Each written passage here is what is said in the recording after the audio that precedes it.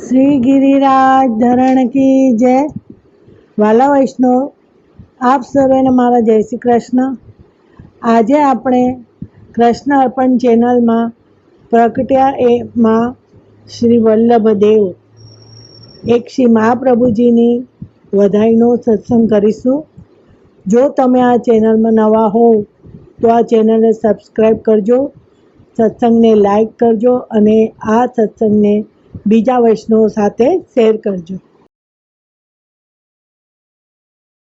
પ્રગટ્યા એમાં શ્રી વલ્લભ દેવ, આ એક મહાપ્રભુજીની વધાઈ છે. તો આજથી વધાઈ શ્રી મહાપ્રભુજીના પ્રાગટ્ય ઉત્સવની બેસે છે.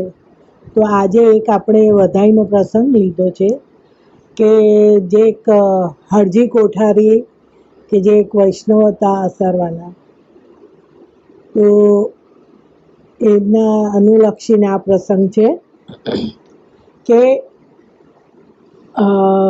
હરજી કોઠારી એ ભાયલા કોઠારીના ભત્રીજા હતા.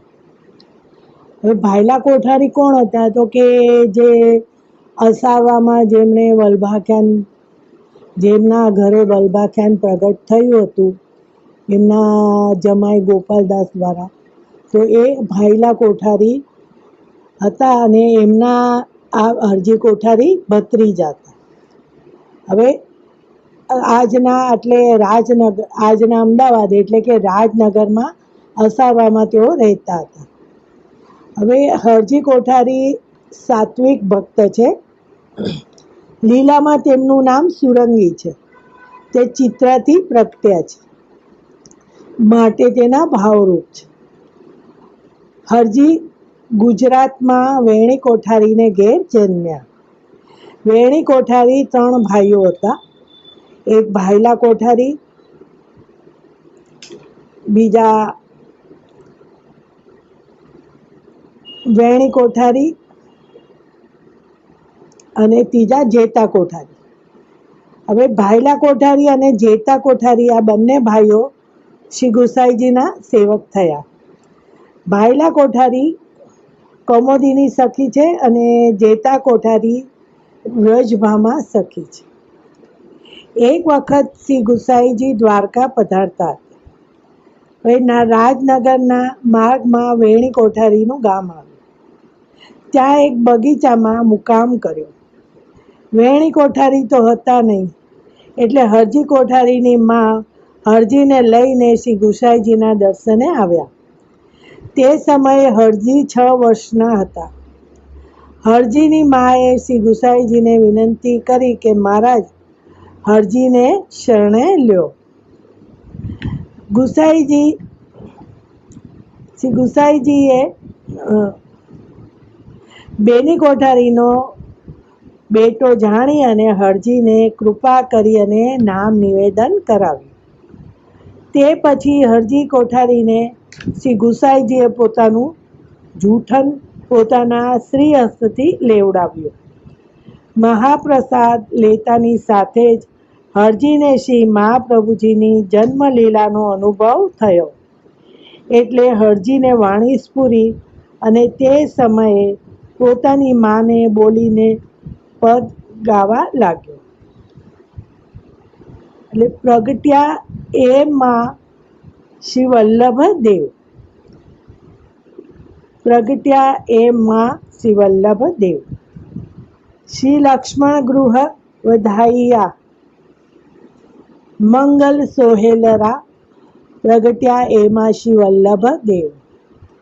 6 વર્ષના બાળક હતા અને આવું ગાવા લાગ્યા.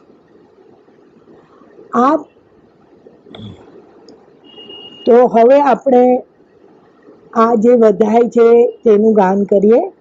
અને રાગ છે ધનાશ્રી. પ્રગટ્યા એમાં શ્રી વલ્લભ દેવ. પ્રગટ્યા એમાં શ્રી વલ્લભ દેવ. શ્રી લક્ષ્મણ ભટ્ટ ગૃહે બધાયા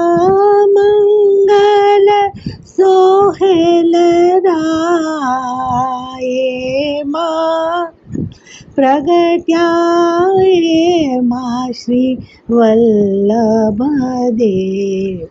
ગાવે એમાં ગીત રસાર, પ્રગટ્યા એમાં શ્રી વલ્લભ દેવ. સબે સુહાગીન આઈયા, મંગલ સોહેલરા એમાં પ્રગટ્યા એમાં શ્રી વલ્લભ દેવ. ગા બ્રાહ્મણ એમાં વેદ પઢાય, પ્રગટ્યા એમાં શ્રી વલ્લભ દેવ. દેત અશીષ સુહાઈયા, મંગલ સોહેલરા એમાં પ્રગટ્યા એમાં શ્રી વલ્લભ દેવ. મોતીન એમાં ચોક પુરાય, પ્રગટ્યા એમાં શ્રી વલ્લભ દેવ. બંધન વાર બંધાયા,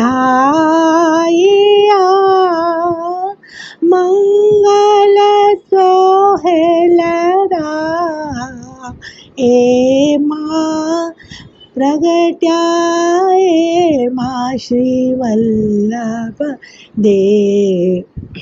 ઘર ઘર એમાં મંગલ ચાર, પ્રગટ્યા એમાં શ્રી વલ્લભ દેવ. ધ્વજા કલશ પહેરાયા, મંગલ સોહેલરા એમાં પ્રગટ્યા એમાં શ્રી વલ્લભ દેવ. દેવન એમાં દુંદુભી બજાય, પ્રગટ્યા એમાં શ્રી વલ્લભ દેવ. પહોપ અંજુલી વરખાઈયા, મંગલ સોહેલરા એમાં પ્રગટ્યા એમાં શ્રી વલ્લભ દેવ. દીને એમાં બહુવિધ દાન, પ્રગટ્યા એમાં શ્રી વલ્લભ દેવ. નર નારી પહેરાઈયા, મંગલ સોહેલરા એમાં પ્રગટ્યા એમાં શ્રી વલ્લભ દેવ. ધન્ય ધન્ય એમાં એલમ્મા ગારું, પ્રગટ્યા એમાં શ્રી વલ્લભ દેવ. આશા સબે પૂજાઈયા, મંગલ સોહેલરા એમાં પ્રગટ્યા એમાં શ્રી વલ્લભ દેવ. સબ દિન એમાં સુખ સંપત્તિ રાજ, પ્રગટ્યા એમાં શ્રી વલ્લભ દેવ. હરિ જીવન મન ભાઈયા, મંગલ સોહેલરા એમાં પ્રગટ્યા એમાં શ્રી વલ્લભદેવ. પ્રગટ્યા એમાં શ્રી વલ્લભદેવ, પ્રગટ્યા એમાં શ્રી વલ્લભદેવ. શ્રી લક્ષ્મણ ભટ્ટ ગૃહે બધાયા, મંગલ સોહેલ રાયમાં. પ્રગટ્યા એમાં, પ્રગટ્યા એમાં, પ્રગટ્યા એમાં શ્રી વલ્લભદેવ. આ અધ્યાયમાં એમ કહે છે કે જ્યારે શ્રી વલ્ભાચાર્યજીએ લક્ષ્મણ ભટ્ટજીના ઘરે પ્રાગટ્ય લીધું હતું ત્યારે આખા સર્વત્ર મંગલ આનંદ વર્તાઈ રહ્યો હતો. આખા ગામની સુહાગન સ્ત્રીઓ ભેગી થઈ અને શ્રી લક્ષ્મણ ભટ્ટજીના ઘરે વધાઈના ગીત ગાવા ઉમટ્યા હતા. બ્રાહ્મણો પણ વેદને પઢવા માંડ્યા હતા અને ખૂબ જ વલ્ભાચાર્ય નાના બાળકને આશીષ આપતા હતા. મોતીના ચોક પૂર્યા હતા, ઘરે ઘરે તોરણ બાંધ્યા હતા અને ધ્વજા અને કલશ પણ ફેરાયા હતા. દેવો પણ આકાશમાંથી દુંદુભી વગાડતા હતા અને લક્ષ્મણ ભટ્ટજીએ ખૂબ જ આ બાળકના જન્મની સાથે જ ખૂબ જ બહુવિધ દાન કર્યું હતું અને આવા અલૌકિક બાળકને જન્મ આપનાર ઇલમ્મા ગારુ માતા પણ ધન્ય ધન્ય થયા હતા. તો આવી રીતના આ બધાય ગાતા ગાતા હરજીવનનું મન ખૂબ જ આનંદિત થઈ ગયું હતું. એના મોંમાંથી અચાનક જ આવી રીતની આ બધાય સરી પડી હતી. તો હવે એમ કહે છે કે 6 વર્ષની આ પ્રકારે 6 વર્ષની ઉંમરમાં જ મહાપ્રસાદ જૂઠન લઈ તેમને અરજીને સ્વરૂપ જ્ઞાન સિદ્ધ થયું હતું. આવી કૃપા તો ગુસાઈજી સહજમાં જ કરે છે. આ પદ સાંભળી શ્રી ગુસાઈજી હરજી ઉપર ખૂબ પ્રસન્ન થયા.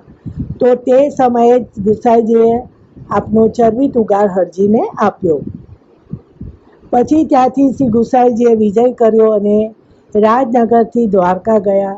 ત્યાં થોડા દિવસ રહી ફરીથી રાજનગર પધાર્યા. એક સમયે શ્રી હરજી કોઠારીએ શ્રી ગુસાઈજીના સહસ્ત્ર નામ ગ્રંથ કરીને પ્રભુ પાસે નિવેદન કર્યું. આ સાંભળી શ્રી ગુસાઈજી બહુ પ્રસન્ન થયા. આ રીતે જ્યારે શ્રી ગુસાઈજી રાજનગર પધારતા ત્યારે 3 કોઠારી ભાઈઓને ઘરે પધારતા. ત્યાં ભાઈલા કોઠારીને ઘર બેઠક કરતા. પછી જેતા કોઠારીને ઘરે શ્રી ગુસાઈજી રાત્રિએ પોરતા હતા અને વેણી કોઠારીને ત્યાં રસોઈ સિદ્ધ કરતા હતા. કારણ આ 3 શ્રી ચંદ્રાવલીજીના અંતરંગ સખીઓ છે. હરજી તો સુરંગી સખીનું પ્રાગટ્ય છે, પહેલા કોઠારી કમોદીની સખીનું પ્રાગટ્ય છે અને જેતા કોઠારી વ્રજભામા સખીનું પ્રાગટ્ય છે. આ રીતે આવા નાના પ્રસંગ શ્રી વાર્તાજીમાં છે તે કેટલો ગુણ હોય છે. 6 વર્ષની ઉંમરમાં સદગુણ સંપન્ન બનીને તેમને નામ નિવેદન કરાવ્યું. પછી ગુસાઈજીએ એમને બ્રહ્મ સંબંધ પણ કરાવ્યું, ચરવિત તાંબુલ પણ આપ્યું. સૌથી પહેલાં તે ચંદ્રાવલીજીની સખી છે તો સારંગી અને સુરંગી ભૂતલ પર કેવી રીતે આવી તો કહે કે એકવાર સારંગી અને સુરંગીએ શ્રી ચંદ્રાવલીજીના એટલા અદ્ભુત શૃંગાર કર્યા, એવા અદ્ભુત શૃંગાર કર્યા હતા કે ચંદ્રાવલીજીને પછી જ્યારે એમણે સોનાની જડા વારસી લઈ અને બતાવી તો અને ચંદ્રાવલીજી સન્મુખ ધરી ત્યારે ચંદ્રાવલીજી અતિ પ્રસન્ન થયા. અદ્ભુત શૃંગાર જોઈ આપ ખૂબ પ્રસન્ન થયા અને તેમણે સારંગીને આજ્ઞા કરી કે જે રીતે અહીં ગોલોકધામમાં નિકુંજમાં અદ્ભુત શૃંગાર તે કર્યો છે, તમે કર્યો છે તેવી જ રીતે ગુણગાન રૂપી શિંગાર કરવા માટે તું ભૂતલ પર જા. તો ગુણગાન રૂપી શિંગાર આ વલ્ભાખ્યાન છે. અને સારંગીએ 9 વલ્ભાખ્યાન પ્રગટ કર્યા, તેમાં આખા જ પુષ્ટિ માર્ગનો સંગ્રહસાર આવી જાય છે. આ રીતે તો આપણે સમજી શકીએ કે હરજી કોઠારી પર શ્રી ગુસાઈજીએ કેટલી અનહદ કૃપા કરી હતી કે આટલી નાની વયમાં જ તેમને આવું શ્રી વલ્ભાચાર્યજીનું સ્વરૂપ જ્ઞાન થઈ ગયું. અને એ પોતાની માં આગળ આ બધાય ગાય છે અને એમાં બોલે છે, એ માં શ્રી પ્રગટ્યા, એ માં શ્રી વલ્લભદેવ. તો આજનો સત્સંગ શ્રી ઠાકોરજીના ચરણોમાં સમર્પિત. બોલો શ્રી વલ્લભાધીશ કી જય.